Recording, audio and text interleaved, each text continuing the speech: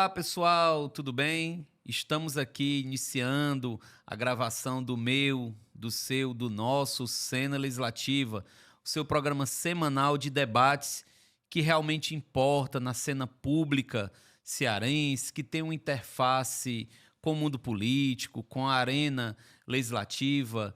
E o nosso convidado de hoje é o Procurador de Justiça, Emanuel Girão, coordenador do Centro, vou pegar uma cola aqui, Emanuel, do Centro de Apoio Operacional Eleitoral. Acertei?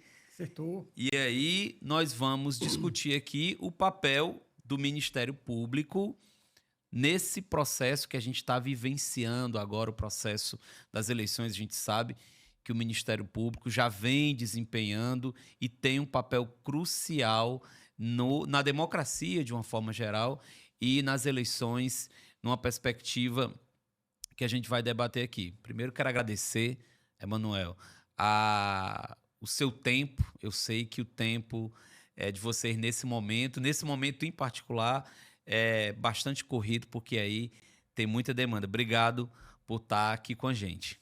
Eu que agradeço, e o Ministério Público está sempre à disposição para trazer esclarecimentos para a população sobre a sua atuação, que é tão importante para a democracia, como você mesmo ressaltou.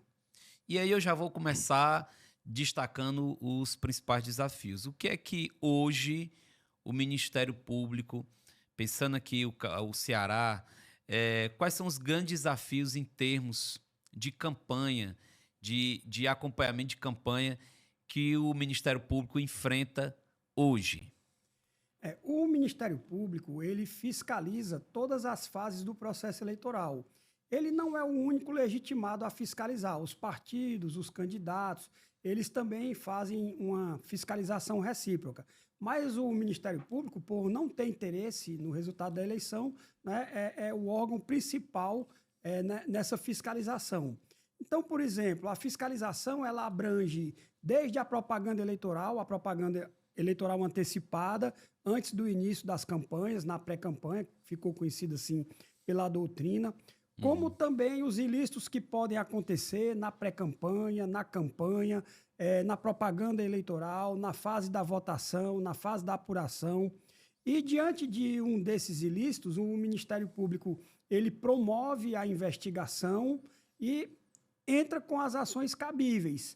No caso de irregularidade na propaganda, geralmente a sanção prevista é apenas uma multa, mas nós temos ilícitos graves que também trazem consequências graves, como, por exemplo, a compra de votos, o abuso do poder econômico, o abuso do poder político, que é o uso da máquina administrativa em favor de candidatos ou partidos, a irregularidade na arrecadação e gastos de campanha, as condutas vedadas aos agentes públicos. Então, são ilícitos que têm uma gravidade, podem interferir na normalidade da eleição, e o Ministério Público está atento para investigar e adotar as providências cabíveis. E podem ocorrer também ilícitos na propaganda eleitoral, né?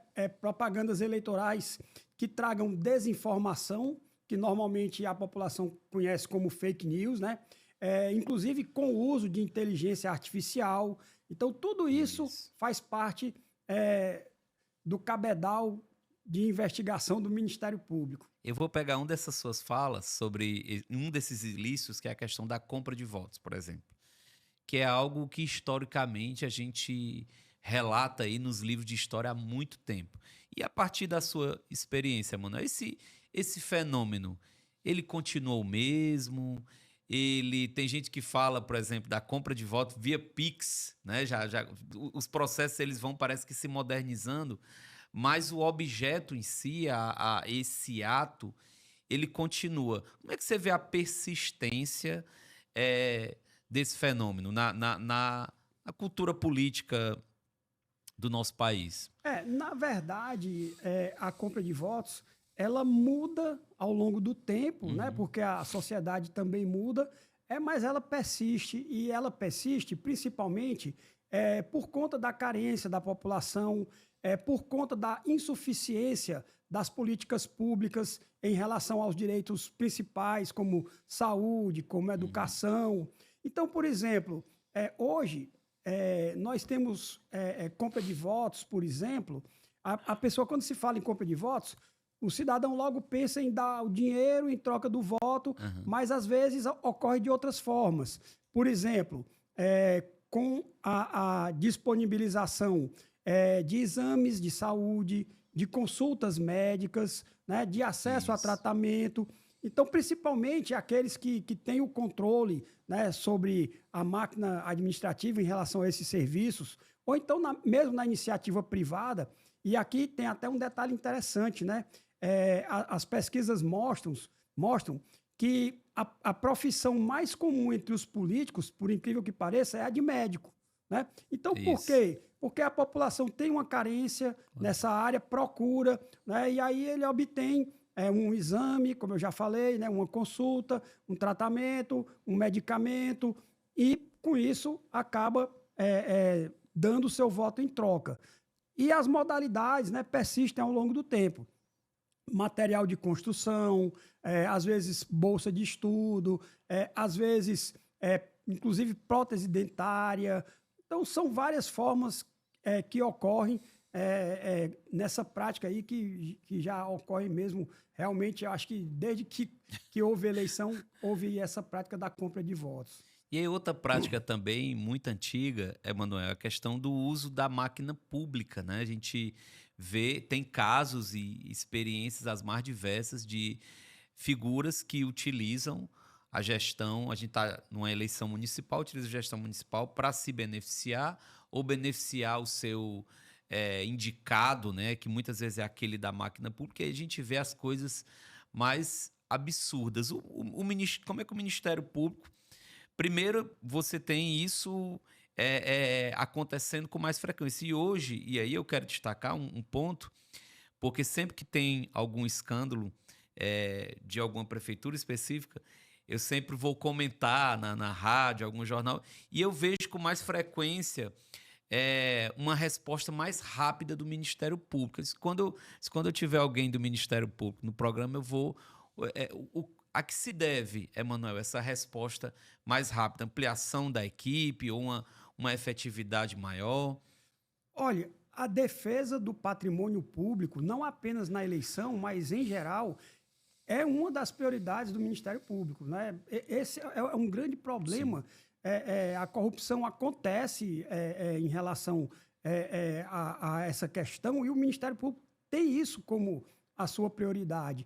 Então, talvez por isso que haja essa resposta mais rápida. Por exemplo, nós temos uma procuradoria especializada em investigar crimes contra a administração pública quando o autor tem foro privilegiado. No caso, prefeitos, né, principalmente prefeitos que são investigados lá pela Procap. E todos os promotores, e nós temos outros órgãos também, como o próprio GAECO, que é o Grupo de Atuação Especial de Combate ao Crime Organizado. E existe crime organizado com atuação política, em corrupção.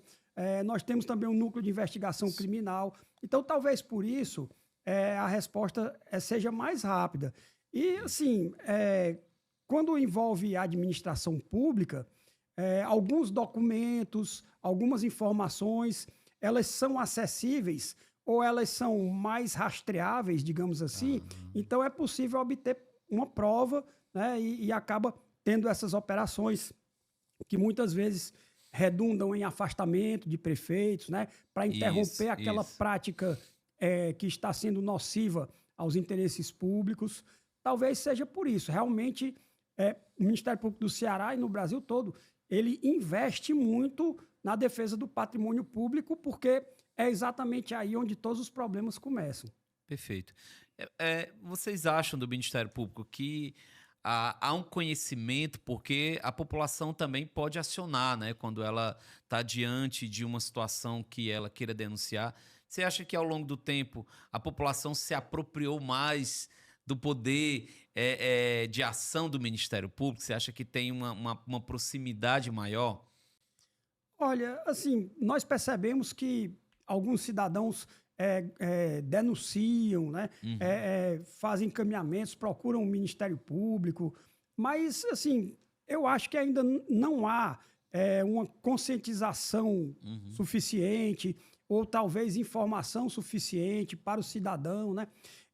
Por exemplo, nos crimes contra a administração pública, nos atos de improbidade administrativa, geralmente essas denúncias chegam a partir de adversários, né? Então, o prefeito ele tem adversários, vereadores, pessoas que vão concorrer contra ele na eleição, e esses adversários, às vezes, conhecem a realidade local, né? Sabem o que está acontecendo e procuram o Ministério Público, fornecem informações e, a partir dali, é feita a investigação aprofundada, né?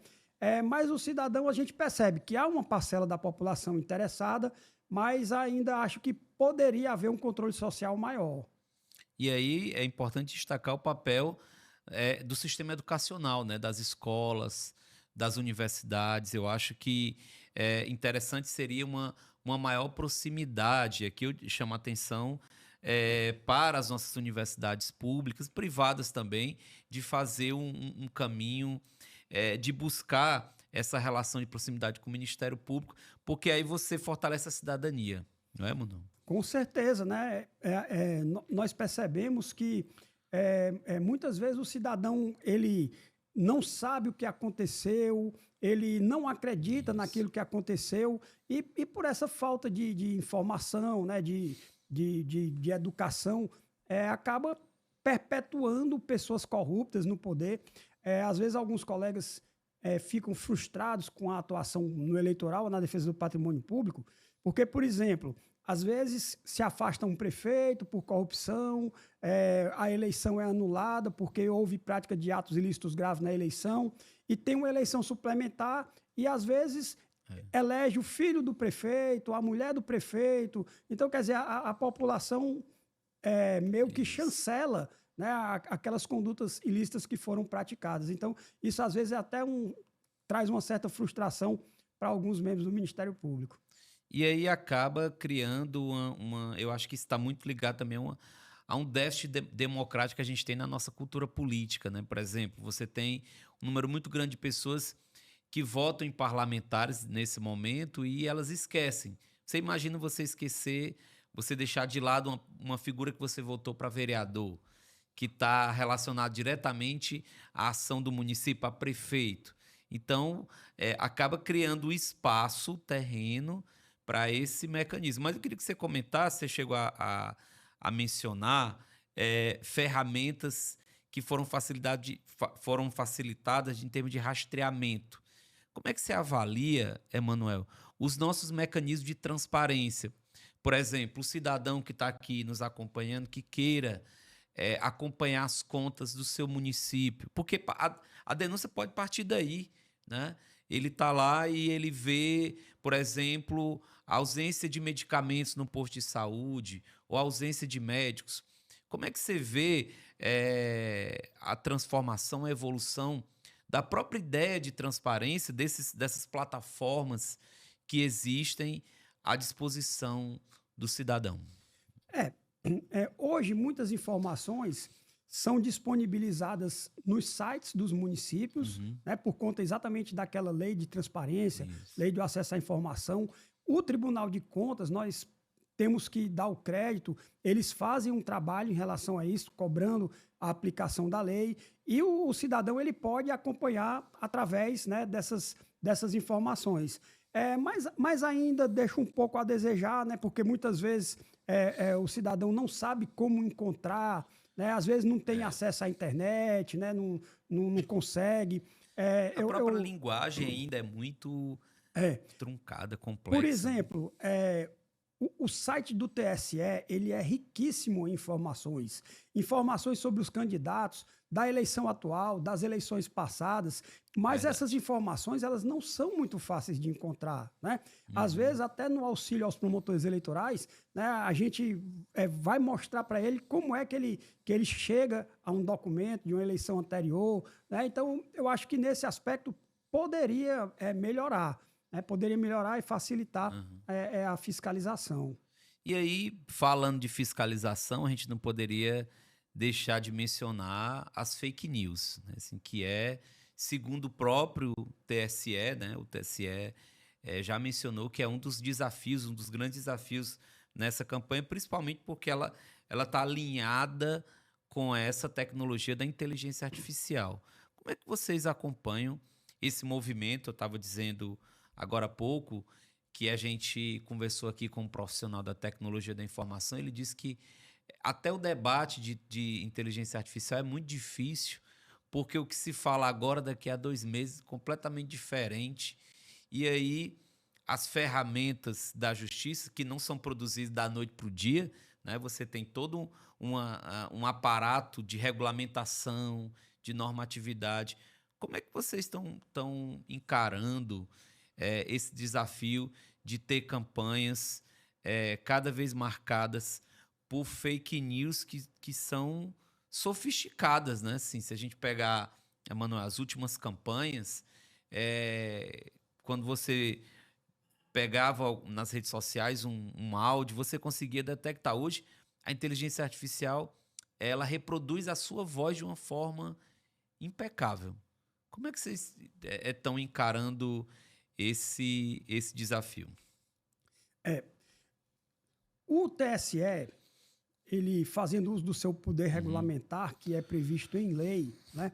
Como nós não temos ainda uma legislação específica sobre inteligência artificial, o TSE ele regulamentou a questão da desinformação, ele já vem fazendo esse trabalho com mais afinco desde 2018, e agora na eleição de 2024, eles fizeram uma regulamentação bem detalhada.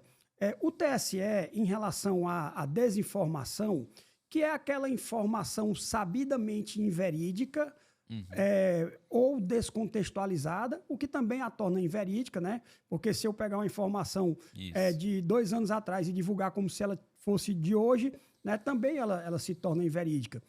Então, em relação à desinformação, o que é que o TSE fez para 2024? Você pode ter desinformação contra candidatos e partidos, informações inverídicas, para prejudicar os adversários, e você pode ter também ataques ao sistema eleitoral, tá certo? O TSE criou um órgão no âmbito do TSE, que é o Centro Integrado de Enfrentamento à Desinformação e Defesa da Democracia. Então, quando houver denúncias, por exemplo, de desinformação com ataques ao sistema eleitoral, esse centro ele já pode ser acionado. Se aquela desinformação já foi utilizada anteriormente, já foi analisada e o TSE já se manifestou sobre ela, lá no próprio âmbito do TSE, ele já vai adotar as providências, né, em relação àquela desinformação. E as providências são muito drásticas. Nós já tivemos casos, né, de cassação de um deputado federal que fez uma live com ataques ao sistema eleitoral, de fatos que ele sabia que eram inverídicos, porque já tinham sido investigados, e ele acabou tendo seu mandato cassado. E isso está na resolução do TSE. Né? O TSE colocou que a utilização de desinformação com gravidade em relação à normalidade das eleições, ela configura uma hipótese de abuso que pode levar à cassação do registro, cassação do diploma e 8 anos de inelegibilidade. Então, nesse aspecto, o TSE já tem esse trabalho, os TREs estão acompanhando também, e os juízes eleitorais, se acontecer no âmbito da zona eleitoral, né? E em relação à inteligência artificial, mesmo não havendo uma lei, o TSE regulamentou a inteligência artificial. O uso da inteligência artificial, ele não foi proibido, mas ele precisa ser informado. Então, se você tem o uso de conteúdo modificado, conteúdo sintético que foi modificado pelo uso da inteligência artificial, é preciso informar, né? Se for áudio, no início do áudio, se for vídeo, tem que ter a informação, se for imagem, tem que ter lá um rótulo ou uma marca d'água informando que houve a utilização da inteligência artificial. A inteligência artificial ela já vem sendo utilizada há muito tempo. Né? Inclusive, algumas utilizações elas não são proibidas. Por exemplo, às vezes a gente vê um material de propaganda que tem ali um governador, um senador, um deputado estadual, um deputado federal na mesma foto, mas eles não bateram aquela foto juntas. Aquela foto, cada um pegou a sua imagem, né, ou alguém pegou a imagem de cada um e juntou e produziu aquela propaganda. Isso não é ilícito e isso nem precisa ser informado. Como também não precisa ser informado apenas se você melhorou a imagem do candidato, né? Uma vez eu fui trabalhar numa eleição no interior e eu vi, né, vários materiais de propaganda do candidato, assim, parecia o Ronivon quando era novo, né? E o candidato chegou para conversar comigo, quando eu vi assim, eu nem reconheci, né? Porque era outra pessoa totalmente diferente da fotografia, né? Então, esse tipo de utilização não é vedado. Agora, o que está totalmente vedado, não pode ser usado de forma alguma, é a chamada deepfake. A deepfake é aquela utilização da inteligência artificial que altera o conteúdo de imagens, de áudios, de vídeos, de modo que aquele conteúdo não corresponde à pessoa que seria responsável por ele. Nós já tivemos vários exemplos disso, né? E é muito fácil fazer isso, né?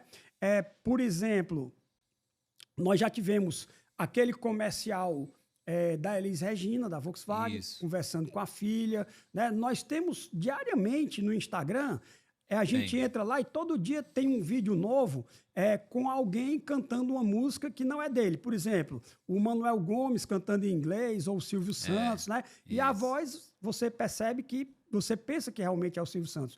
Não é.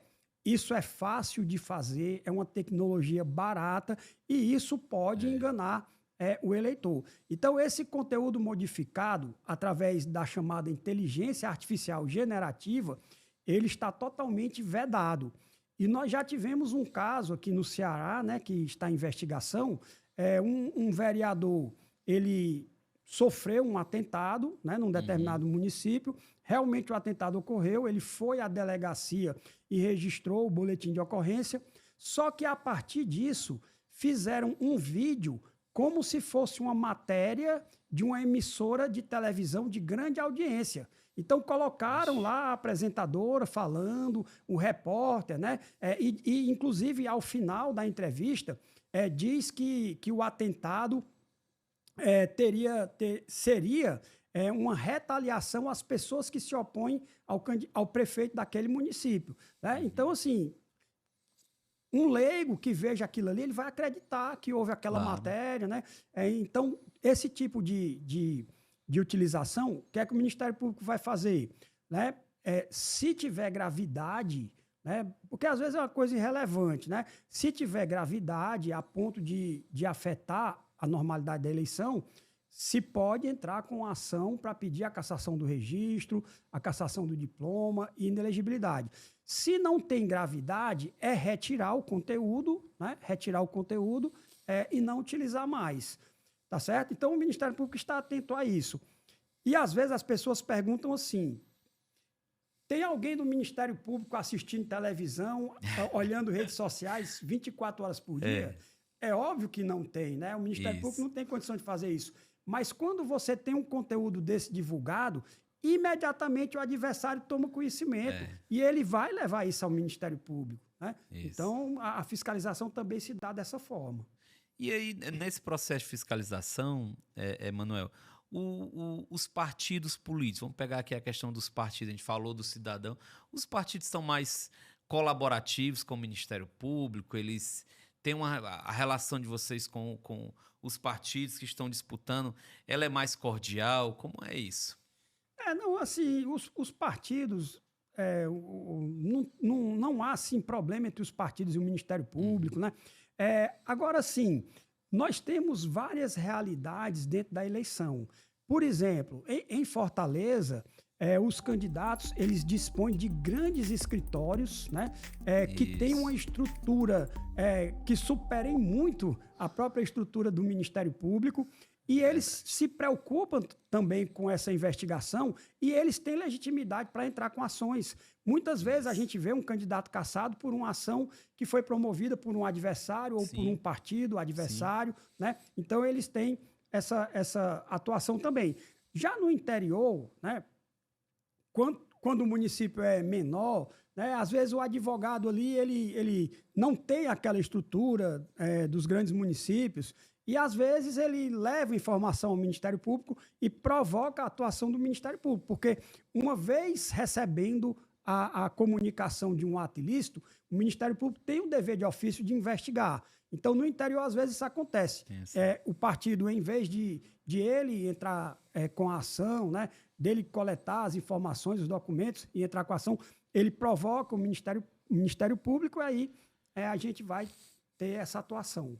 Perfeito. Quero agradecer aqui, Emanuel, Girão, pela discussão. Temos temas aqui, a gente poderia passar horas debatendo, porque são temas quentes e temas que necessitam mesmo do aprofundamento, do conhecimento da população, desses espaços. Mas eu quero agradecer a sua presença, o seu tempo, por estar aqui com a gente esclarecendo essa discussão. Eu é que agradeço, né? O Ministério Público está sempre à disposição para trazer essas informações à população e qualquer cidadão que queira fazer uma denúncia, nos municípios ele pode procurar o promotor eleitoral, ele pode ir ao cartório eleitoral e apresentar a sua denúncia ou diretamente ao promotor, ou ele pode no site do Ministério Público, www.mpce.mp.br. Ele pode, tem um quadradinho lá, fale com a ouvidoria, ele vai clicar, então na nossa plataforma nós podemos receber arquivos de áudio, vídeo, documentos, mas o importante, né, é que quando alguém fizer uma denúncia, forneça o máximo de elementos possíveis. Claro. Por exemplo, data, local, quem são as pessoas que estão ali no vídeo ou na imagem, né, para que a gente possa puxar uma linha de investigação. Porque às vezes o cidadão manda uma foto, manda um vídeo, a gente ninguém sabe onde quando foi, aí realmente fica complicado. Perfeito. Esse foi mais um episódio do nosso Cena Legislativa.